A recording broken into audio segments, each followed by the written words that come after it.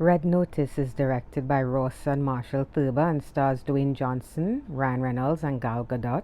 And it tells the story of FBI's top profiler, John Hartley, who, when issued a red notice, ends up on a global pursuit to find the world's most wanted art thief.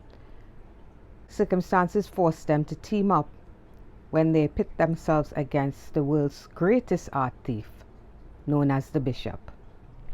You know, it must be really fun to have to shoot a movie on Netflix's dime, because it seems like you get to travel the world, hang out with your friends, wear beautiful outfits, and just have a good time. And that's basically what we get with Netflix's latest action movie, Red Notice. So, this movie overall, it's something that we've seen before. There's nothing new here, really. While I was watching this, I kept comparing it to things like Mission Impossible, except with thieves, stuff like that, Ocean's 11. It's a heist movie, but that doesn't mean it's not well done. For what it is, it's well done, and it's elevated by the presence of the talented Ryan Reynolds, Dwayne Johnson, and of course Gal Gadot. So let's get into it. And I'll start where I always start, with the visuals. And like I just said, on Netflix's dime, this movie, it looks really good, but they get to travel everywhere. This is an international art thief type of thing, sort of like Army of Thieves in that way. And so we're traveling to Argentina, we're traveling to London, it's Russia, it's all over the place. So it definitely has that big blockbuster look and feel to it. The score, the way the action sequences are shot, all of it is very well handled. There wasn't anything here that I would say felt boring or anything like that. The acting, of course, I mean, we have our three leads here, and it's basically them, we have a few familiar faces as side players, but this is their movie. We have Black Adam, Deadpool, and Wonder Woman in the same film.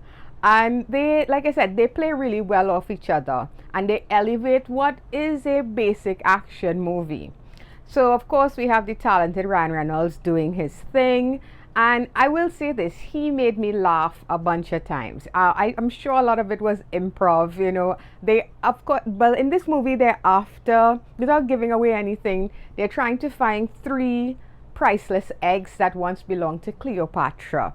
And that's the MacGuffin of the movie. And there's a point where Ryan Reynolds actually uses the word MacGuffin. So, he's that type. He's going to poke fun at real world things. He made me laugh out loud at the expense of The Rock. He made a lot of jokes that actually landed for me. Lift with your neck being one that I couldn't help but laugh out loud at. So, yeah, we have Ryan here doing his thing. The Rock, Dwayne Johnson, he plays the straight man for most of this movie. And again, it's nothing we really haven't seen here before from him. And we round it all out with Gal Gadot, aka Wonder Woman. And of the 3 of them, she seems to be having the most fun. I got that vibe from her. She seemed to relish playing a more kind of villainous role without giving away too much. She seemed to be having a ball here, and she's basically, though, she's Diana without the superpowers. She's just bringing that vibe to this movie, and they all have great chemistry. They work really well together. So if I had to rate them, I shouldn't be doing that, but if I had to rate it, I would say definitely Ryan, then Gal, than Dwayne, because Dwayne isn't really doing much of the heavy lifting here, except when he has to, literally. The action, everything flows pretty well. This movie runs for about 1 hour and 57 minutes, but you never really feel bored at any point in time. So they have a nice pace here. The editing is pretty sweet. All of that stuff works. Where this movie stumbles for me is in the fact that I've seen this before. I will say this, the twists, I think some of the twists actually work here. There was one in particular, I did not see it coming. I honestly didn't see it coming. I think the timing of it was perfect.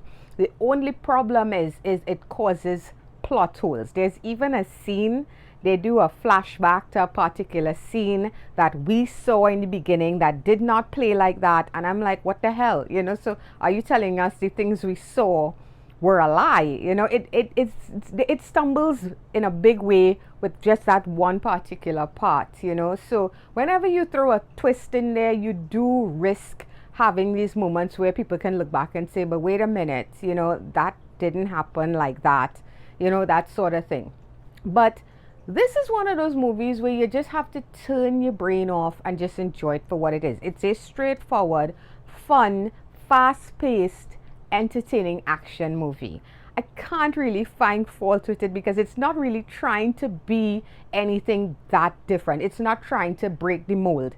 And I will say this, it left me wanting a sequel, which is always a positive in a movie's favor. When you usually sit there and you're like, you know what, I would not mind spending some time with these people once again. So that's basically Red Notice in a nutshell. There's not much to say about it. It doesn't do that much different, but what it does well. So I'm giving Red Notice a 6.5 out of 10.